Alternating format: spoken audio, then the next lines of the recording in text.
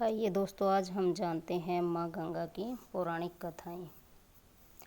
गंगा अवतरण की पौराणिक कथा के अनुसार प्राचीन काल में अयोध्या में सागर नाम का एक महाप्रतापी राजा राज्य करते थे।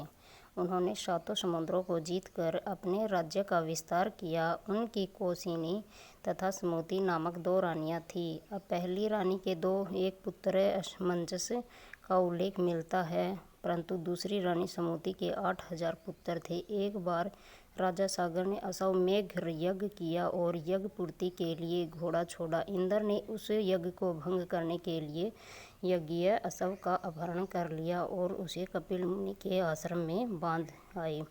राजा ने उसे खोजने के लिए अपने 60,000 पुत्रों को भेजा। सारा भूमंडल छान मारा, फिर भी अश्व नहीं मिला। फिर अश्व को खोजते खोजते जब कपिल मुनि के आश्रम में पहुँचे तो वहाँ उन्होंने महर्षि कपिल को तपस्या करते देखा। उन्हीं के पास से महाराज सागर को अश्व घास चर रहा था। सागर के पुत्र उन्हें देखकर चोर चोर चिल्लाने लगे। इससे महर्षि कपिल की समाधि टूट गई।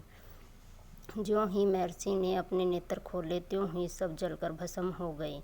अपने पितृव्य चरणों को खोजता हुआ राजा सागर का पुत्र अंशुमन जब मुनि के आश्रम में पहुंचा तो महात्मा गरुड़ ने भस्म होने का सारा वृत्तांत सुनाया। गरुड़ जी ने यह भी बताया, यदि इन सब की मुक्ति चाहते हो तो गंगा जी का स्वर्ग से धरती पर लाना पड़ेगा। इस समय अश्व को ले जाकर अपने पितामह के यज्ञ का पूर्ण कराओ, उसके बाद यह कार्य करना। अंशुमन ने घोड़े सहित यज्ञमंडल पर पहुंचकर सागर से सारा वृत्तांत कह सुनाया। महाराज सागर ने की मृत्यु के उपरांत अंशुमान और उनके पुत्र दिलीप जीवन पर्यंत तपस्या करके भी गंगा जी को मृत्युलोक में ला न सके।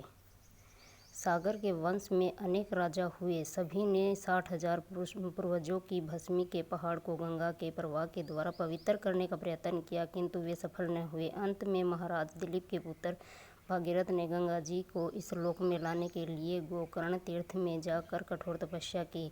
इस प्रकार तपस्या करते करते कई वर्ष बीत गए। उनके तप से प्रसन्न होकर ब्रह्मा ने वर मांगने को कहा तो भागीरथ ने गंगा की मांग की। भागीरथ के गंगा मांगने पर ब्रह्मा जी ने कहा, राजन, तुम गंगा को पृथ्वी पर तो ले जाना चाहते हो, परंतु गंगा जी के वेग को संभालने की शक्ति केवल भगवान शिव में है। इसलिए उचित यह होगा कि गंगा का भार एवं वेग संभालने के लिए भगवान शिव का अनुग्रह प्राप्त कर लिया जाए। महाराज भागीरथ ने वैसा ही किया। भगवान शिव ने गंगा को अपनी जटाओं में धारण किया। इसी प्रकार उनकी दूसरी कथा सुनिए।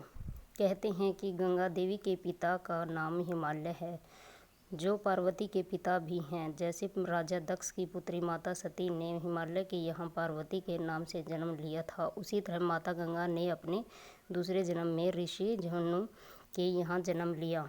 पौराणिक शास्त्रों के अनुसार ब्रह्मा जी ने विष्णु जी के चरणों को आदर सहित धोया और उसे जल को अपने कमंडल में एकत्रित कर लिया। गंगा अवतरण हेतु ऋषि ने घोर तपस्या की। उनकी कठोर तपस्या से प्रसन्न होकर ब्रह्मा जी ने गंगा की धारा को अपने कमंडल में छोड़ा। तब भगवान शंकर ने गंगा की धारा को अपनी जटाओं में समेट कर जटाएं बांध ली। बाद में भागीरथ की आराधना के बाद उन्होंने गंगा को अपनी जटाओं से मुक्त कर धरती पर उतार दिया। तीसरी कथा। गंगा उत्पत्ति कथा के अनुसार यह भी कहा जाता है कि भगवान विष्णु के अंगूठे से गंगा प्रकट हुई है, अतः उसे विष्णुपदी कहा जाता है। पुराणों के अनुसार वैशाख शुक्ल सप्तमी तिथि को माँ गंगा स्वर्ग लोक से सबसे पहले शिवशंकर की जटाओं में पहुंची और फिर गंगा दशहरा के दिन धरती पर उतरी। झन्नु ऋषि की पुत्री गंगा ने राजा के शांतनु से विवाह करके 7 पुत्रों का जन्म दिया और सभी को नदी में बहा दिया। जब 8वां पुत्र हुआ तो राजा शांतनु ने पूछ लिया कि तुम ऐसा क्यों कर रही हो।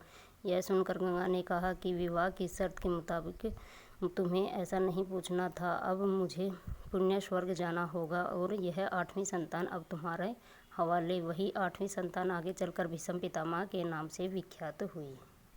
तो दोस्तों, आपको कैसी लगी ये वीडियो कमेंट में राधे राधे लिखना, जय माँ गंगे लिखना और इस वीडियो को लाइक और सब्सक्राइब करना।